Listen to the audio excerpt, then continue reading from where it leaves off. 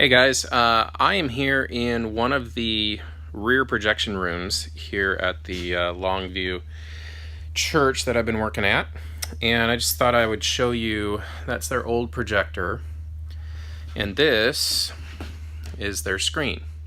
That was required to be safety glass, and a lot of that was because this room was classified as usable space, and so they didn't want people, like falling out. Makes sense, right? The problem that we run into is that this has bowed significantly. You can see it moving there. And what that does is it curves the top of the image from our ultra short throw projector there. So we're going to have to replace that at some point. But this is what one part of the install looks like. All right, so here is the sanctuary. It's fairly good sized. Lots of acoustic paneling, as you can see. It's interesting is we have 3 different lighting controls for the LEDs, which are up there. And then you've got this guy for the par cans, which are there. And then this guy is for all the architectural lighting. So the sconces, the chandeliers, all that. All right, so here's the new system. And let me just walk you through kind of what we got going on here. We have a Juice Goose JG Junior power distro. Got a blank plate here. This is a Intellex Digital Link 8x8 HDMI matrix. An H.264 recorder from Data Video, a Blu-ray player from Sony, a DVD recorder, which they requested we retain from their old system, and a monitoring solution that is SD capable, a Roland V1 HD, a JVC controller for their new JVC KY PZ100 PTZ camera, and then we have a 27-inch confidence monitor and a 27-inch multi-view monitor that comes out of there. So what are some of the issues that we've been coming up with? First off, we have this rather annoying controller here that, I'll get a shot of it for you. There you go. So we had to, because it's an integrated system and we're not doing anything with the audio, we had to retain that in order to turn the sound system on. So that's one of the issues that we ran into, because the drawings that the company that installed this created are either incorrect or incomplete. The labeling of the cables that they put in is incorrect or incomplete. So we spent a lot of time tracing cables. Some of the other issues, for some reason that PTZ camera is outputting HDCP, which is not a problem for the Roland V1 HD. It has HDCP as a capability. The problem is with the H.264 recorder from Data Video. Of course, HDCP, as part of the HDMI standard, does not allow you to record content that has HDCP on it. So we're trying to work with JVC. We're waiting to hear back from them as to why their camera is outputting HDCP. Not really sure why that is a necessity, but maybe there's good reason for it.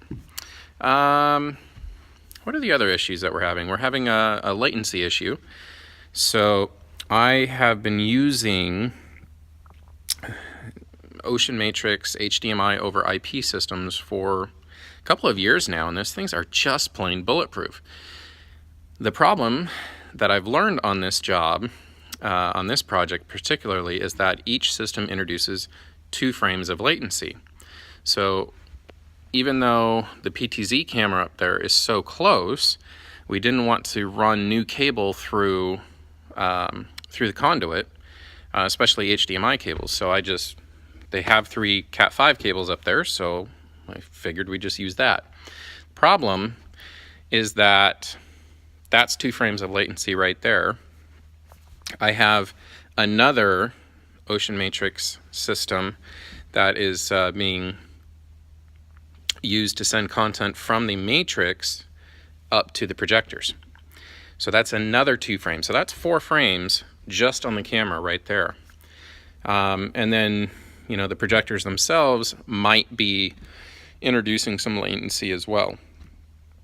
So we're waiting for a 50-foot HDMI cable to show up, and we're going to replace this Ocean Matrix transmission system, because if you look behind me, you can see that white cable right there. That is a Cat 5 cable that we had to run, mainly because we needed another cable to run. We needed 2 cables, one for control, and we needed one for the Ocean Matrix system. Well, now that we have, or that we're thinking about, we're looking at getting rid of the Ocean Matrix system. Once we have that working on a direct HDMI, then I should be able to use the original Cat 5 cable that runs through the conduit up there for control and PoE, power over Ethernet. So because I got that working. It's one of the other issues. I got a PoE plus switch, and the camera didn't like the power coming out of it. So I got a PoE plus injector, and that's working just fine. So just little things here and there. What else have we run into? That's really about it. We did have a weird thing where the audio and the video from the Blu-ray player were out of sync. So I didn't have any DVDs, commercially produced DVDs to put in there so I could check lip sync. So I plugged it in my MacBook Pro as a source, and sure enough, the audio was behind the video. The audio was ahead of the video. So because the V1 HD has a multi-channel audio mixer in it, all I did was I delayed the audio on the input, which is input number 2, which is coming from the Matrix. And I put about 100 milliseconds on it, and it synced right up. No problem, got that taken care of. So just little things here and there, but they do add up. This is probably close to an hour and a half drive for me from home, and this is the second trip up here this week. So and that's 2 trips that were unplanned. So, but it's what we do. It's part of the service that you get with Tomato Systems, and I'm happy to provide it.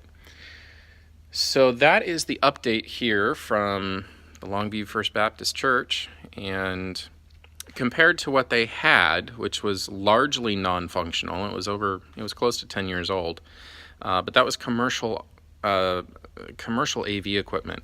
And it's not that commercial AV equipment is necessarily worse quality. It does tend to be a lot more user unfriendly.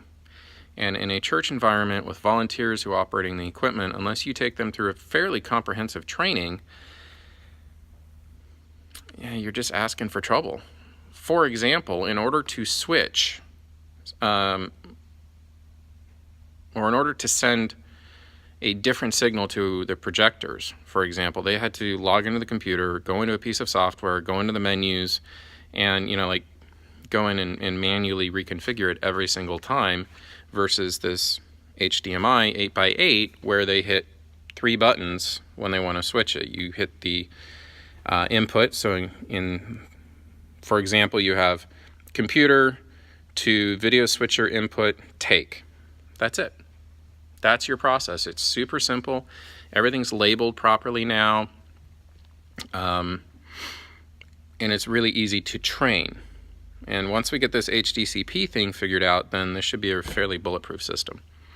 So anyway, that, like I said, is the update from the church here. And we should have, a few more coming your way in the next few months. So, including the possibility, I'm not going to tell you where it is, but it's not in the continental United States. So I'm really, really looking forward to that one. And I can't wait to share that news with you when all the details and the contracts get figured out and signed. So stay tuned for that, and until next time, we'll see you later. I have my bazooka cannon.